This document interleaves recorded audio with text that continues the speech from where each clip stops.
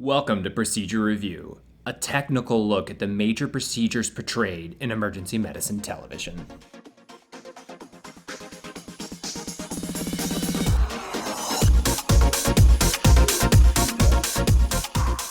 Today we're going to be taking a look at the surgical cricothyroidotomy, otherwise known as a cric or a surgical airway. This is a procedure that can take place in the emergency department and is usually only done under dire circumstances.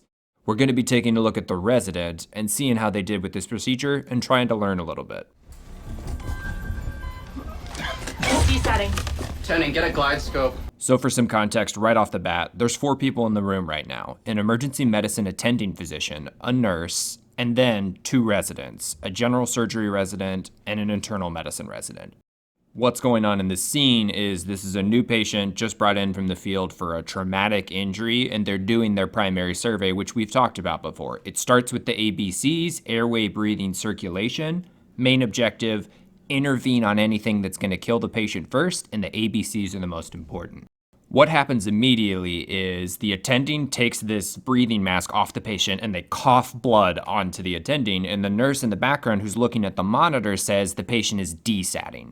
So immediately, one of the things that's great about this scene is the attending switches places from being next to the patient to being at the head of the bed, because right now we are at A in the ABCs and we're worried that the patient is not protecting their airway. That's something we need to fix. We are in action mode. Now, let's take a step back and have a teaching moment and ask ourselves what could be causing this patient not to breathe from a traumatic injury. In trauma, there's lots of things that can compromise the airway and make people not breathe well, which will lead to a hypoxic cardiac arrest, meaning that if you're not breathing well, you don't have enough oxygen, and that lack of oxygen can cause the heart to stop.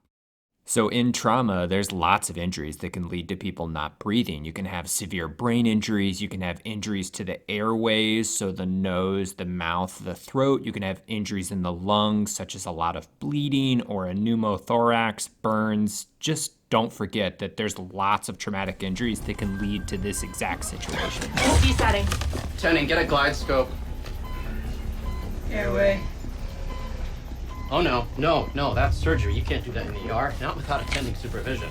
All right, let's say that there's something pretty problematic in this clip.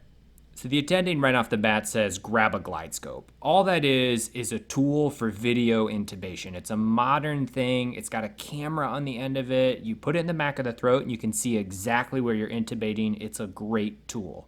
The limitations of it are if there's anything like liquid, blood, secretions, that can get on the lens of the camera and make it very difficult to see what you're doing. Not unreasonable to take a look first. This patient probably needs an airway.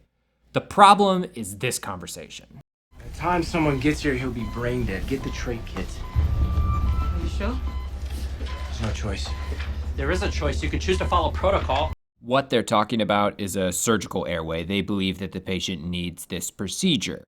So there's 2 things that are really important. First of all, the attending, the person that was talking before, is the one who's in charge of this situation. The residents can make suggestions, but ultimately are not going to make this decision unilaterally. The second thing to know here is that the attending said you can't do this procedure in the emergency department. You can only do it in the operating room with an attending. First of all, you're an attending, so you can do this procedure. Second of all, this is a procedure that happens in the emergency department in certain circumstances. It's definitely one we want to do as controlled as possible, but it can happen in the emergency department. It can even be done in the pre-hospital setting by paramedics. So him saying that this is not something that they can do is objectively false. Are you sure? There's no choice. There is a choice. You can choose to follow protocol. Let's point out again here real quickly that this attending is 100% right. They should follow their protocol in this situation. The residents are way out of line here as doctors who have not finished their training yet. The patient would die. I'm not telling that father his son is dead for a second time today. This is one of my favorite parts of the whole scene. This is the most half-hearted sterilization I've ever seen. In any procedure, you need to clean the site before you do it because surgical site infections are a big problem that can cause serious outcomes for the patient. So what they just did here, one swipe with this sponge, that's not adequate, and you're setting this patient up for a bad outcome. Don't do this. Stop! Yikes. All right, when she says that's normal, it's completely not normal at all. I would be terrified if I saw someone do this procedure and that amount of blood just like shot up on their face. Not good. We did something wrong there. Two things I think really need to be pointed out here. If the attending, the person in charge, is yelling stop at you, never should you be doing whatever this procedure was. It's completely inappropriate. Doctors are not like bulletproof. This is the kind of thing that could get you fired, get you kicked out of residency. Do not do this. None of that was appropriate.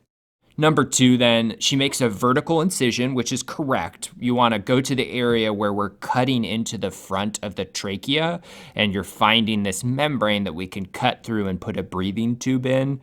Making a vertical incision is the right thing because to both sides are huge arteries that can bleed a lot, and this procedure can be a bloody mess, and that's really dangerous for both you and the patient. So vertical incision's right. Making a cut and then seeing blood shoot all over the place is wrong. We cut something we shouldn't have cut, and we're maybe in even a worse position than when we started the procedure, because now not only do we have to continue to try to put a breathing tube in for this patient, now the patient is hemorrhaging blood. This is a dangerous situation. This is not how you want this procedure to go. So that begs the question, how should this have gone? First of all, I'd give this like a 2 out of 10 in accuracy. This was just a dog shit procedure, and I'm not impressed with how they handled this at all. In an ideal setting, you've got the appropriate amount of staffing, which means I'd like to see at least 2 doctors involved with this patient, and we'll talk about that in a second. But also, you're definitely going to need a respiratory therapist and a really good nurse, because these can just be absolute shit shows, and they're procedures we try not to do if we don't have to.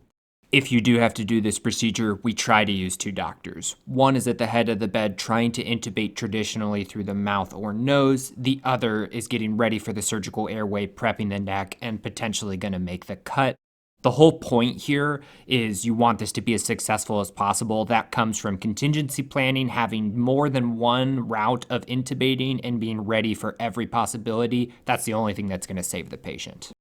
So overall, this was a very inaccurate approach to the surgical airway, and I think it should be pointed out that this narrative that's really common in the early season of The Resident is that the resident is this like chaotic good person that is a renegade and will do whatever is needed to protect the patient, and everyone else is like dumb or scared or inept. That's not how it works. We work as a team. I really hope that eventually they show a little bit more of the team just functioning really well together, because that's how we save lives. So final thoughts. The Resident sucks. I hate this show. Definitely going to come back to it, though. There's so much content in each episode. We will be breaking it down further. If you have some recommendations for us, please drop them in the comments. We're always happy to review things from our followers. Otherwise, we'll see you next time.